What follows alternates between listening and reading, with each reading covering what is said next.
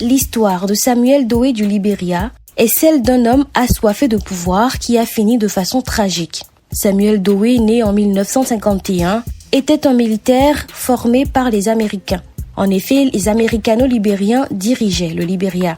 C'étaient les descendants d'esclaves noirs libérés des États-Unis, envoyés en Afrique au début des années 1800 pour y fonder une colonie.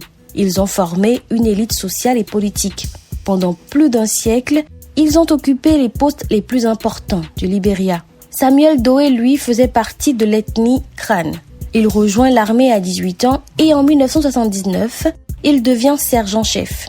Mais Samuel Doe et d'autres Libériens autochtones, appelés les natifs, ressentaient de la colère envers les Américano-libériens. Le 12 avril 1980, Doe et un groupe de soldats attaquent la résidence du président de l'époque, William Tolbert. Ils le tuent et font ensuite exécuter 13 autres hommes politiques proches de Tolbert. Une fois au pouvoir, Doe instaure un régime de terreur avec de nombreuses exécutions publiques.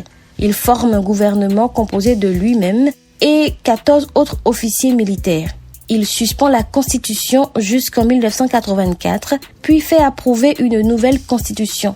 En 1985, il a organisé des élections, mais beaucoup l'accuseront d'avoir triché. Sa présidence est accablée par la détérioration des conditions économiques et sa propre vie constamment menacée par des tentatives d'assassinat et des complots qu'il réprime violemment. Ces actes, ainsi que le favoritisme du président Doe à l'égard de l'ethnie Kran, déclenchent une rébellion contre lui qui part de l'est du pays à la fin des années 1989. Deux groupes de rebelles sont formés, l'un dirigé par Charles Taylor et l'autre par Prince Johnson.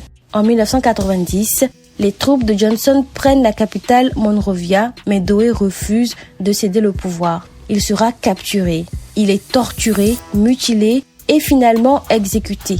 Son corps est exposé publiquement dans la capitale Monrovia. Cette période a gravement affaibli le Libéria, avec des enfants enrôlés de force dans l'armée et des soldats qui en arrivaient à pratiquer le cannibalisme sur le champ de bataille.